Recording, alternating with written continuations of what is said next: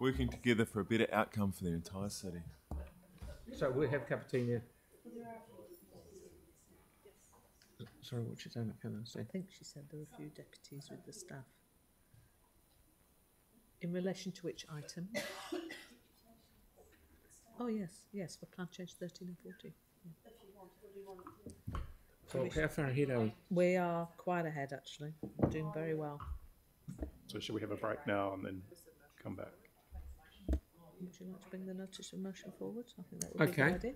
Shall we, righto, that's a very good suggestion. Shall we bring the notice of motion forward while everyone's... Good, because I have both officers here as well, so that's handy. Yep, thank you, Bruce. And John? And John?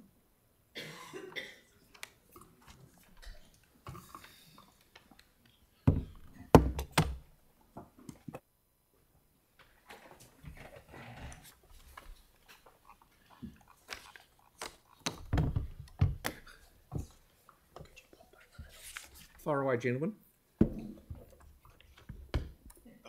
Perhaps, given it's a notice of motion raised by Councillor Peters, Councillor Peters would be best to introduce. Speak up close to the microphone. Yeah. Don't know whether my mic... Got a loud voice like Mary. What are you saying? What are you saying, Mr. Mayor? Lean in. Excellent. Well, thank you for having the opportunity to introduce this. This notice of motion really has come from my community with their absolute desire to try and have every opportunity to save this facility for the purpose which it was intended, which was community use. They desperately need this for the various groups that you heard earlier, the Men's Shed, the Tongan Youth Trust, and all the others who are involved in this expressions of interest. And I'm just asking that around the table today we can give them that opportunity of that up to 6 month extension to come up with a business case and be able to convince council staff and us as a council that they've got the wherewithal to do it, because I firmly believe they do.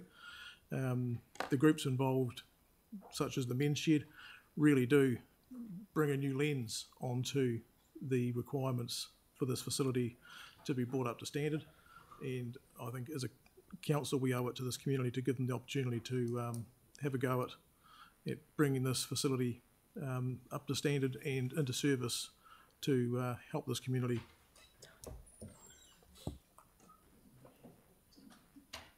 Okay. So Mark's had to say, you guys go.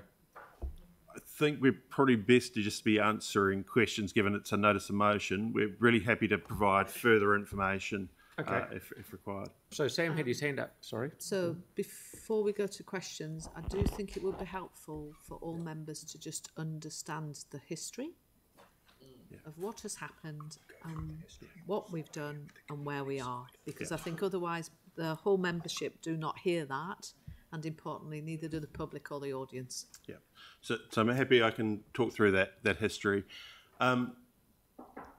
This really arose from work that was occurring in 2016, 2017, where we took a very small number of properties through to community boards on an individual basis. And these were properties that were no longer required for council purposes.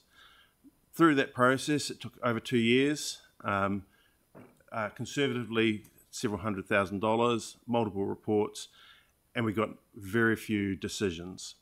So council suggested to us we needed to find a better way.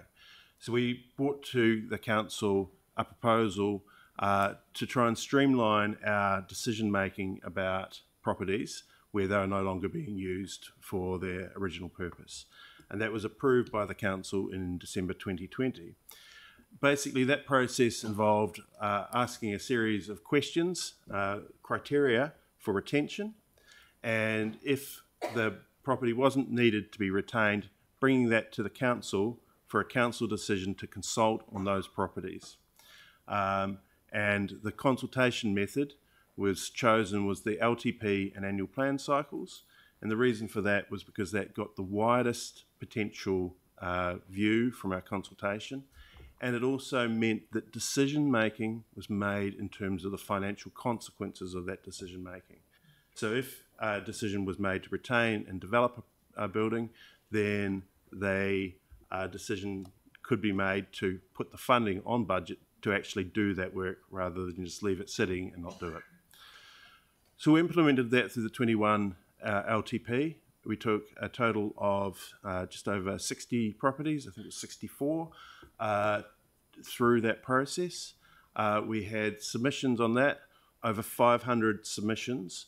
And out of that, council made the decision to dispose of 57 properties, and then they changed their decision based on that feedback for a number of the other properties. Gilberthorpe's Road was put into that process because we had advice that it was no longer required for the original purposes, and there was no foreseeable plan for future use of that at that time. And John can talk more about that in a little time. There was no submissions at all on Gilberthorpe's Road. Part of that consultation involved consultation with Runanga and Ngāi Tahu Property. All were contacted, and we certainly had discussions with Ngāi Tahu Corporate and Ngāi Tahu Property around the various properties. Council then staff worked to implement your decision to sell the property. And one of the first steps of that was to do the statutory offer back under the Public Works Act through to the Presbyterian Church, who was the previous owners. That was slightly delayed. The Presbyterian Church were doing their own feasibility about the possibility of using this for social housing purposes, and we gave them a bit of extra time to be able to respond on that, given that those proposed purposes were consistent with your policy outcomes in the housing space. They ultimately decided not to take this up. About that same time, there was emerging concern from the community and the community board around the disposal. And officers committed at that stage not to take any irreversible actions on it to allow for those emerging needs to be done. That was approximately 8 to 9 months ago. So during that time, there has been attempts to identify those community needs that ultimately culminated in a further discussion from the previous board chair with the mayor in this room, where we offered to do a EOI, publicly advertised EOI, to try and draw out that community need. We received one application of that, and it was groups that you've heard about from this morning. We looked at that, and we firstly identified that those needs could be met elsewhere within the portfolio, and some of those would actually produce better outcomes all round from those alternative locations. And additionally, that proposal lacked financial rigour and detail, and we couldn't see any clear evidence that the coalition of community groups could proceed on a sensible basis. Given that we had delayed the decision and the actioning of your decision, which we shouldn't do, we then have sent a note through saying we need to move on this, which then allowed and precipitated the notice of motion. And we have agreed to pause all work while this is being considered. So perhaps head to John just to talk about the community needs basis. Yeah, thank you. Look, firstly, I'd just like to say that whilst my role here is to give impartial advice, I have absolute respect for the members of the community which have chosen to come here today and so passionately advocate for what they see as the right thing. And I'm not here to disagree with them for one moment. In the Waipuna board area at the moment, we are spending a lot of time and energy as a staff resource on 3 properties that are all quite similar. The Rickerton War Memorial Volunteer Library, Yaldhurst Memorial Hall and Gilberthorpe's Road. Our staff are repeatedly going back, exploring community solutions for all 3 of those. It's taking an extraordinarily large amount of time, and we don't have the capacity to keep doing this without dropping other priorities. I think it's really important that the council and the board understand that. The Yaldhurst War Memorial, the Yaldhurst Hall, we have a similar debate, and it's been going on for 6 years, and we have delayed implementing a future for that building for 6 years, repeatedly extending opportunities for communities to get involved and drive the future of that building. So we have a track record of doing this. Our local staff have engaged with the community. We believe there are solutions already in the local area to accommodate the needs that we've found so far. And I do say that with one caveat, because the groups behind me may have uncovered further needs, which we do not understand and we have not looked at. But we have certainly gone and repeatedly talked with people to uncover any need and provide a solution.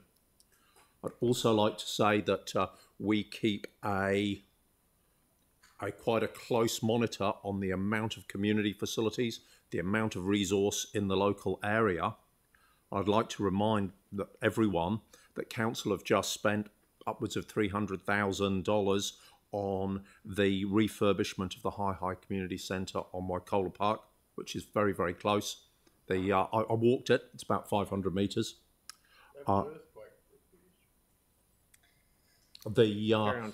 We have strongly advocated to council to gift the ex-Hornbury Library to a community group to cover for and provide a facility solution for a number of groups, and council is building the Hornbury Centre reasonably close.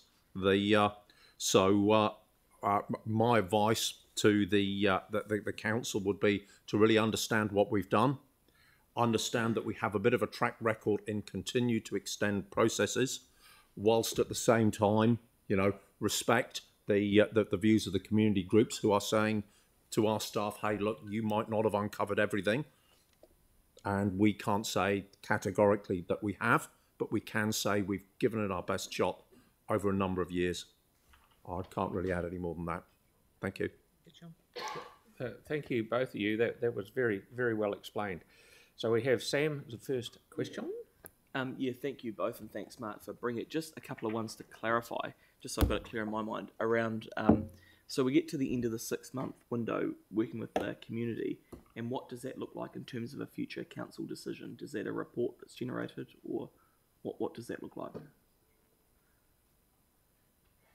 I don't think that the notice was clear on that, but I would imagine that if this was precipitated through a council decision, we would want to come back and reaffirm your previous decision through, or otherwise, through another council decision. Okay. And just the other one is, given there was so much, there weren't that many people that were successful in terms of the EOI against the criteria that was there, does the criteria need to be looked at in terms of the actual use for that facility? And that's not a loaded question, that's just a genuine, in terms of what you talked about facilities across the community, is the criteria aligned to what should actually be the need for that facility? So certainly the types of things that we looked for were common to what you'd look for in a community facility. They included things like the financial viability and ensuring that was there. But we also, we took a view that could these needs be met across our portfolio, given that council had sent a clear direction they wanted to dispose of the property, could they be met elsewhere? Yeah, Sam, largely the criteria were based on council's community facilities plan, which sets out some criteria on the successful development of community facilities and what's needed. So it was based on council's criteria. Who knows what a new process may bring? As I've said, we don't know what we don't know. So then, just the only other one, Phil, just so I'm clear. So around the so we get to the end of that. There's a staff report generated, and potentially if the criteria is not met, it still recommends selling it, which was the council previous decision. But we've given Mark and the community the chance to look at it once more to be really, really sure. how does that feed into the next, what'll be the LTP, I guess? Can we dispose of it between now and then, or do we need to line it up with that next LTP or that next financial year? No, because you've already made a decision. Yeah. So it's okay. So effectively, this would just be giving Mark and the community 6 months to see if they can come up with a viable solution. At which point, if they can't, then we go and proceed to sell anyway. Yeah. Okay. Thank you. That's great. Tyler? Kia ora. The community, a lot of the community tend to talk about accessibility issues into those council facilities, particularly around peak times. We're talking around 3 p.m. till around 9 p.m. on weekdays and from 9 a.m. to 5 p.m. on weekends. What does the Hei Community Centre look like in regards to capacity around those times? Yeah, really good question. The Hei facility is one of the busier ones. It's reasonably well used on between those times. I don't have the exact stats, but it's nearing the top. That's one of the reasons that we use to refurbish and fix it as soon as we could. So it's I won't say it's at capacity, but it's a pretty good performer. People like it; they like going there. We have the opportunity to expand its reach into the neighbouring Waikola Park, and as you know, we've recently established a youth centre next to it. So it's going good. It's being used, and that's exactly what we want. It's vibrant, and I think it'll grow. Yeah, precisely. Which is a good problem, and potentially Right, a bad one yeah. in this case, because Yeah. there's 7 community groups that are wanting to get into this facility, as we've seen from the youth Tongan community, along with Men's Shed and many others. So you did talk about the Hei Community Centre, and you did talk about other ones around the Hornby Library. At what point is the Hornby Library ready to go? Is it as soon as Te Matatiki opens up? Yes. Okay. Absolutely, yeah, and we're working with the trust on fixing any defects in the building. Making sure it's in tip-top order for a long and successful community use. We don't want to hand them a lemon. Sure. Last question is around the money thing, and particularly in communities, it's always social outcomes versus economic. In this case, the question I have is around what will we lose if the community groups do end up having a successful EOI? Do we have to pay for the repairs, or is it on them to do that? So, firstly, all of our advice tries to balance outcomes. So it's not one or the other. It's to try and balance and make sure that you're fully informed on all of those things. So just want to clarify that. In terms of the finances, there is a loss of income if we don't sell it. And depending on the model, we may need to invest in the building to get it up to an appropriate standard for letting. So that could be a multi-million-dollar hit to council. But it depends on the model that is chosen. If council looked at a community asset transfer, that may be different. But again, you've got to look closely. When we've given advice on community asset transfers before, we've looked at good, strong track records of groups. We've looked at their financial capability, etc. And you need to be, if we are gifting an asset which is worth a significant amount, we want to be sure that that community benefit is definitely going to be delivered and is not going to end up not being delivered because the groups don't have the capacity. So those will be the considerations we'd have to really look at. When we're looking at that criterion itself around being able to gift something, what are the measures needed to be able to gift that? What do they need to have? Do they need to have a certain size in their kitty, staff, etc.? Yeah, it will be case by case, but certainly the types of things that we have looked at are your length of operation, how successful you've been in delivering services, how successful you have been in looking after facilities, how successful you have been in your financial management. So, ones like the Hornbury Library situation, they've got a long track record and they can show and prove that they're really successful in that space. I see. Yeah, Councillor, one of the, I won't say concerns, but one of the points that we were looking at, it's public knowledge that Gilberthorpe's Road has a number of structural issues. There is we've done some detailed work on this. It's a building that needs a lot of work, and it's a lot of technical work. It's not so much redecorating or making the place more appealing. This is foundations, its structure, it's so forth. So we'd really want to make sure that whoever was taking on this knows this, understands it, has the capacity to do it, so that they don't kind of realise, oh my goodness, or it delays the process. Thinking about that, could the men's shed or the other building school potentially be working on this, and will that pass under council's stringent measures? Well, ultimately you guys are the council is the judge of that, and we provide advice, and the advice we'd provide would be, look, read the surveyor's report, understand the condition of the building and the issues, and we'll certainly give a recommendation or a steer, but ultimately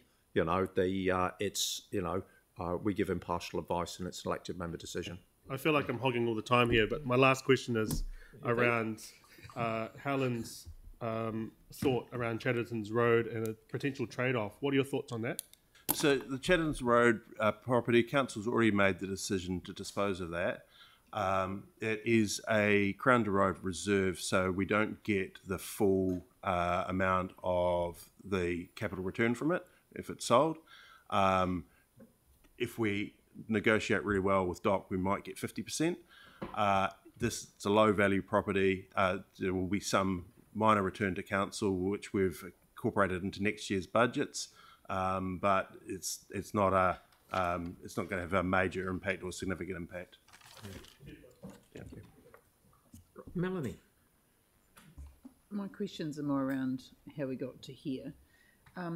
So you mentioned that there's 3 properties we're looking at the moment. Are they, this one, Yaldhurst, and the War Memorial one in Riccarton? Yeah. They're all within Hornby, Horswood, Riccarton, aren't they? Is that right? They're all within the board area. The Yaldhurst Memorial Hall is a lot closer to Gilberthorpe's. The War Memorial is in Riccarton, so it's further away. I guess the point that I was trying to get across, councillor, is the capacity of the team and the staff when we have numerous properties of an ongoing nature, basically taking time and capacity from day jobs. Yeah. So I guess what my point is that the way that this process has worked, and I realised that the Riccarton War Memorial was a different one. It went through the community board, they said we're fine to get rid of it, it came here, and then suddenly the decision was something different, which was odd. Yeah. But with the other ones, it's the sort of that process of trying to streamline things has ended up not particularly streamlining it in this particular situation. Yeah. And it makes me wonder, is it just because it's in this particular board area, or is it just something to do with this process in general? Like, is it working elsewhere? And perhaps it's easier for me to start an answer on this. Right, oh, sorry, Dawn. John, I think if I could just add, and then maybe you could follow up. Yeah. I think there is a natural tension between releasing community properties that the council believes are no longer required, going through the dialogue and then actually doing it. And I think the example that John gave is it can take a very long time. 6 years, for example, is a very long time. And ultimately, this is genuinely about making decisions one way or the other. And we get collectively stuck in the loop, whether that's elected members or officers, because we maybe don't want to make a difficult decision at some point.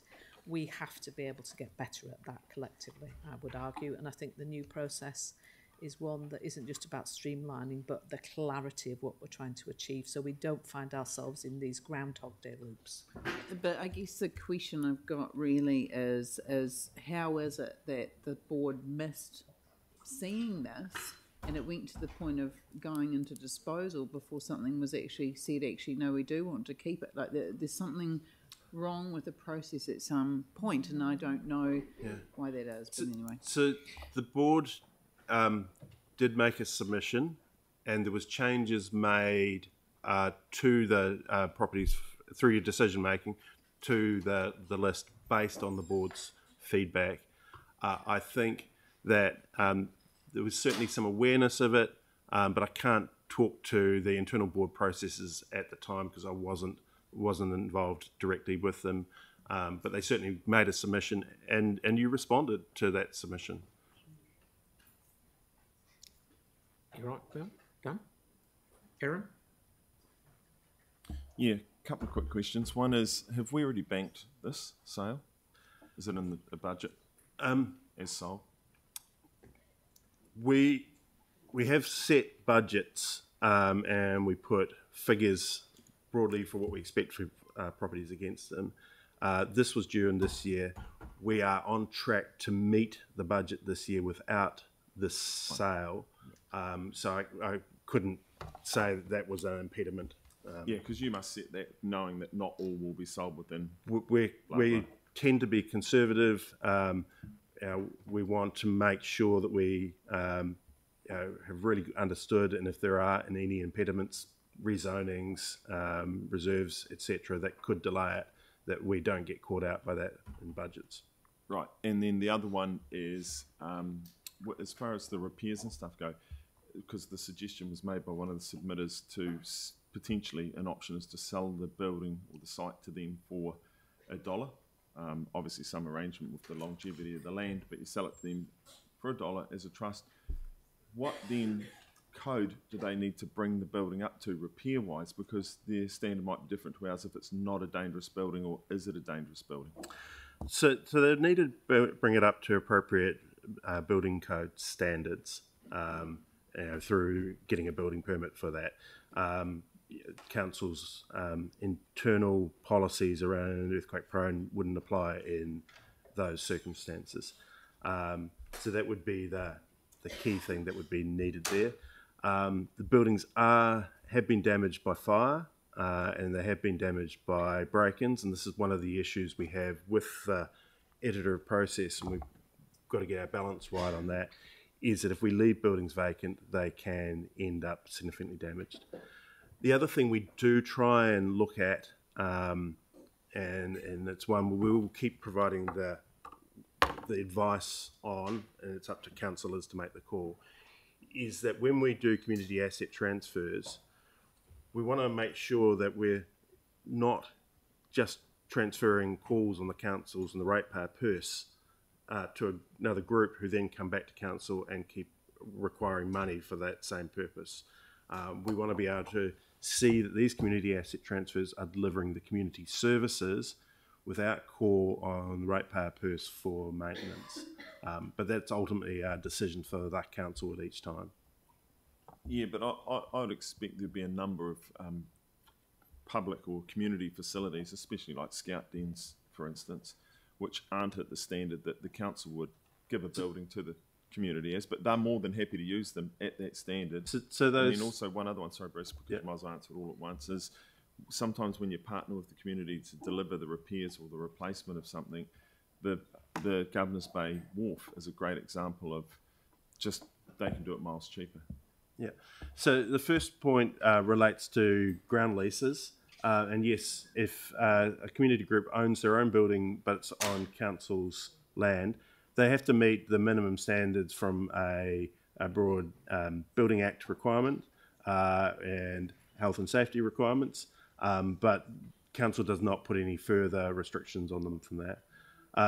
And yes, potentially groups can do it cheaper. I suppose my advice is more about making sure and for council to be considering that if we're transferring an asset, that it's not just transferring responsibility, that the budget's requests aren't coming back to you on an ongoing basis, because you're partly trying to do this to better spend your existing limited budgets across your portfolios. Right. Jake, please. Hey Bruce, since the Presbyterians have put in their social housing interest or dropped it, are you aware of any other interest in this site, and also are you able to elaborate on the nature of that interest? There's 4 different community housing providers who have expressed an interest, primarily for affordable product. So that's product aimed at people who can afford to pay a mortgage but will have really difficulties to get a deposit together. So there's groups definitely interested in it from that perspective, and some of them have contacted us this week to see where things are at. Okay, we have Mark again. Just picking up on one or two of the points that have been raised in this questioning, you're saying that the community board had every opportunity, and that from your point of view they never submitted, so therefore it wasn't a priority to keep it. Is that what I'm hearing? I can't comment on whether it was a priority from the board or not. I'm just saying that the community board submitted.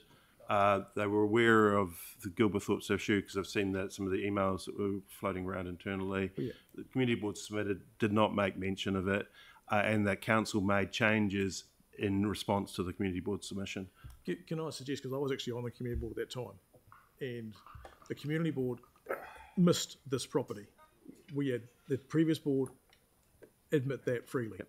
The community missed this property in that consultation process.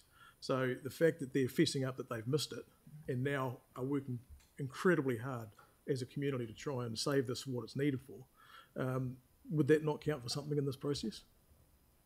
Not sure if that's a question, yes. Mark. Well, I'm asking. Yeah. Yeah, that's really a political question, not one that we can provide advice on. Yeah. Okay. Right, I'll have one little last couple of questions to you guys. Did we? By the way, have we got a? We've got a mover, obviously. We've got a seconder. Is it Tyler? Thank you. If I look at things like Gilberthorpe's Road, and you can have all the people with the best intentions of the world that want to get in there and do it, and I can understand that Mark said the community board missed it, but you guys have to be careful at who you put in there. They could have all the enthusiasm ever, but after a year or so, if someone moves out or dies or whatever, or something happens, it all falls on its face and we end up with it back. Is that a concern? I think ultimately, yes, it is a concern. It's also a concern that, despite our frank, advice, we really don't want to burden groups with something that we feel with our expertise is really, really difficult. What worries me is that, say this goes ahead, all of a sudden the focus will move on to the Oldhurst Memorial Hall, and we'll have the same thing all over again, and then it'll be this, and then it'll be that. There's a lot of things in this ward that, what I'm saying is, I don't think there's enough community groups in this ward to fill up the Oldhurst Hall, this one, and the Memorial Library. Yeah. The Oldhurst Memorial, our War Memorial Hall, was one facility that the board said, please exclude from this disposal process, and we have. We've been working with the board and community group since about March 2017 on the future of that building, extending, and it's one of our concerns that this might turn into that scenario. Okay, now just one other thing. Mark, this is sort of for Mark. Is the community looking at taking it over and doing all the work on it, or has it got its hand out for money from the council? What's your... As far as my steer on it would be that they are up for this. They're prepared to take it on. They're prepared to do what's needed to be done to it and get in use for community. Okay, thank you. So I'm finished. I've just got one more question and then we'll go into debate. Yanni, you had your hand up? Just in terms of the capacity issue for community facilities, I was just trying to understand, like, in terms of we've faced a huge growth in population in a number of areas that are all crying out for community facilities. So what sort of forward projection have you done around the intensification all the development that's going on and being able to ring fence some of the value capture from the developers to pay for the community facilities that communities inherently need when development occurs, right? Like, I can answer the question on future needs and capacity of community facilities around town. As you're no doubt aware, in 2020, Council approved the community facilities network plan. It identified 2 areas that we should look at. The first was an area between Prestons and Belfast up north. A lot of development, nothing there. The second was a watching brief on the southwest, the Hornby-Holswell area. And a result of that, we recommended to the council that the old Holswell Library was transferred into community ownership. We recommended that council proceed with the Hornby Centre. We transfer the old Hornby Library into community ownership and undertake upgrades of a number of other facilities in that area. So we look at this network plan continually. Our area of focus remains, the largest gap is between Prestons and Belfast up north. Thank you, John. That's Thanks, very Phil. good answers. So now we'll go. We've got a mover in a second, and we'll now go into debate. So, do I have anyone that wants to do some debate? Mark wanted to do some debate.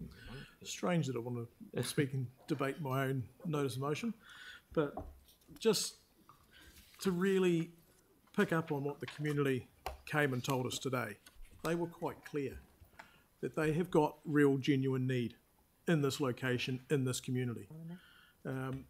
It was identified in 2001 in a report that has been dug out that this facility was needed in that location. That has not changed. The community has grown since that time. And yes, we've got some new facilities coming online in the wider Hornby area with the Maratiki Hornby Centre and the old library becoming free for community use. But that doesn't negate the fact that this facility is still needed for this community. This community has the groups lined up, and there are more groups that have identified themselves since this EOI process was deemed to have failed. So there is genuine need for this. All this notice of motion is asking for today is for us and our staff to robustly and genuinely engage with the community to try and land this in a position where we would be comfortable as a council to help this community out with this facility, to give it a new lease of life, to allow them to have a chance to move this forward into a new life. So please, I've spoken to pretty well everyone around this table, and I think we're all pretty well agreeing that we're giving this one last crack to get it sorted. So let's get on with this and give the community the chance to line up all the ducks for us to be able to tick it off and say, yep, you can go for it, and let's do it for them. Thank you, Mark. Tyler? And then... Kia ora. As a young whippersnapper who grew up around that area, I was playing basketball around Waikola and with the Nutetas and with the Karipas, and I did that quite a lot. Nearly every single weekend I was staying in Waikola because I lived in Templeton. And what I noticed around there was a deep, deep sense of community connectedness, particularly around that Waikola Hei Community Centre. But what I also noticed was the use was so great that there was a further need for it. Now, I know that this hasn't changed because I coached kids in that area and I dropped them off at home. So I'm supporting this on the basis of it poses little risk to us at the moment to push it out 6 months to see how the community goes, to see how they can make it work. If they can't make it work, it's BAU. And I'm more than happy to see what comes from this. Outside of that, I do have an emotional tie to this place, but I also have a tie to my ward and my greater ward, such as Horswell and Hornby. And I'm looking forward to seeing how it goes. So I encourage everyone to support this. It's absolutely fine. Poses little risk to us, so I'm looking forward to seeing how it works out. Kia ora. Melanie. Great debate. I'm going to support this as well. I think supporting communities to do work in their own communities is incredibly important, and I can think of lots of examples in my ward where we've done this. But it's a big commitment, and I think community groups, organisations need to be aware the commitment that they're taking on, and I think that's been the advice we've heard from staff. So yeah, I want to see how this process goes, have a second shot at it. But I think also it seems to me that elected members might want to have a look in the mirror sometimes and ask themselves how we got to this position, because I think if this has been needed in the community for so long, why hasn't something been done earlier, really, is the question I've got. There's a lot of background work elected members can do, the community can work together, and these things can move on much more quickly and more positively. So I think that's something that we should think about for future endeavours of such types. Thanks. Thank you, Tim. Thank you. I don't want to look backwards, I want to look forwards. I want to thank Mark and Tyler for a really pragmatic motion here. I think it's giving 6 months. It is, as in Mark's words, getting your ducks in a row. It's really, really hard to get a community and different groups in that community, to get them in a row and get organised when you actually don't have a facility to look at or a line in the sand. Here we've got a venue that'll give them 6 months to understand the commitment. There may be interest and want and need, but there must be commitment, and it gives those organisations, those groups, 6 months to work with their councillors and their community board to get some kind of plan. It may not work, but I'm hoping it will for that community. But at least they're going in 6 months with their eyes open, and to come back 6 months and hopefully have a really good plan in place. So I think it's a really good pragmatic way to go forward. So thank you. Thank you, Sam. Yeah, thank you, Mark. Thank you, Phil. Probably two things. I just wonder whether the wording is correct in the motion, whether it potentially just needs to remove "at least" from the wording, because the intent all morning has been for 6 months, not for at least 6 months. So if you guys are happy with that, maybe we just tidy that up at the end. No, neither. I'm in debate. Can I finish my debate first, or do you want to go now? No. Okay. She's not on the list yet. Right. So well, no. Sometimes it'd be nice to speak without being interrupted. The thing about this is actually, if we work through it for 6 months, I'm more than happy to give the community a chance, but I don't want to set them up with false expectations that at the end of that process, the building won't be sold if it can't be done. All we're effectively doing is granting an extension of time because we've heard from people that want this resolved. If they can come up with a proposal that works, then I think we should let them do it. But I'd be very frustrated if we get into next year and something hasn't moved on this. So if there is a 6 month window, I think it'd be incumbent on us all to really support it and let Mark and his team work with it, knowing though that if that doesn't stack up, this building, like we'd already agreed, will go. So I asked the mover and seconder if they're happy to change that. Is that right? Do that? Sorry, so once moved. Okay, we'll just carry on. Okay, that's right. Jake, please. Hey, look, I'm happy to allow another 6 months as well. On the other hand, I think, geez, are we just kicking this can continually down the road and setting up an expectation? I'm also not entirely comfortable to keep kicking down the can down the road when I know there's a viable, good social use in the form of affordable housing for people. So that's a consideration. I think my colleague referred to social versus economic. Actually, in this case, it's more a case of unviable social good versus very viable social good with an economic benefit to council as well. But as I said at the start, I'm more than happy to continue for another 6 months. I would prefer the wording was changed to 6 months so we can, get some finality on this issue. And as I think Mark has said, one last chance. Thank you, Mr. Mayor.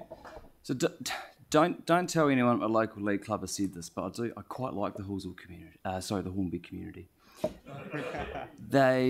As soon as they heard about this, they got cracking to try and save the facility. They've done a great job. They've gone and put some beautiful signs up. Councillor Peters informed me a couple of weeks ago he's prepared to lie down the ditch in front of the bulldozer to save the facility. And to Councillor Peters, I say to you, bloody well, good on you. In Halswell, one of the best decisions that's ever been made was turning the old Halswell Library into the Halswell Community Hub. That place is absolutely thriving. It's full all day, every day and night. It's very, very well run. It's user-friendly. It connects people. I'm wondering how on earth I would have been able to do my job as a local member without having a facility like that to connect with people. I believe that council made a short-sighted decision on 66 Quaves Road. This is the opportunity to make a decision with the future in mind. This is a growth area. The southwest is a growth area. A facility here wouldn't necessarily be used just by people around that area. It could potentially be used by people from all over Christchurch, could be used by people all over the southwest, where there's a growing demand. Myself and Tyler visited a boxing academy a few weeks ago, and they'd set up in Addington. They were looking actually in places like Hoonhay, Spraydon and Halsall to put it, and Addington was the closest appropriate facility they could find. So there is a need for different spaces in the southwest. I don't think we should get too caught up on a community facility being one that you would hire, a place that community groups would just hire a space. There's all sorts of opportunities. People like the men's shed have been mentioned. The possibilities are endless. All we're doing is extending an expression of interest time. It is a big site. There's 3 different buildings there. That would make it a much larger job and trickier job during that expression of interest process. It is a big site. It could be that there's multiple different groups that need to make a joint one, who knows, but it is a very big site. Yes, that poses an extra big challenge. It's part of the reason why it's going to take a bit longer, but a big site means big potential. Kia ora. I'll have the second to last. You're next after me. I heard the sentence, prove the genuine need, otherwise it's sold. So if it does get extended by 6 months, that the community has got to prove it and it's genuine. Otherwise, sadly, it will be sold. Now, and that's 6 months. But I think that the community should also look about other bits of land that they're sort of hanging on to and say, look, you can't have it all, let's concentrate on one, otherwise it just goes on and on like an endless story. So, that's all I want to say. Mark, you've got one? Yeah, just as some closing comment. I mean, you heard me earlier say that as community board we fessed up, we missed it. And we're trying to put it right. So this is the last opportunity. But can I suggest, and I heard Melanie mention this earlier, and I think Sam did as well, about process. Is there a problem with process? And I suspect there could well be, and it might be worth us as a council, if we can, Dawn, just having a look at some process and make sure that there's not some, I don't know, lack of communication or some wrong communication going to the board as to why these are being missed. The community in Hornby, I first got involved around a rather large problem in the Denton Park situation. So ever since then, I've been watching through the board and other means, perhaps a few process issues. So if we could perhaps have a look at these processes and see if we can't stop these happening again, that would be great. But in this situation, this last 6 month opportunity, I think, is what we need to try and get this ironed out for this facility. And we will work hard as a community, as I'm sure they're up for that work, to try and prove this and get this to a situation where we as a council can be comfortable that they're in a position that they can take it over and they can do the work and they can get it done. They desperately need this facility in this corner of the suburb. The suburb has grown already beyond that location and will grow even more beyond that location yet. Thank you, Mark. We need that, so please support this today and give the community one last chance to get this sorted. Thank you. Right, I will now put the motion. All those in favour? Aye. Against? Ooh. Carried. Thank you. Now we will we'll come back at 11:45, everyone, because everyone needs to go to the loo or coffee or whatever.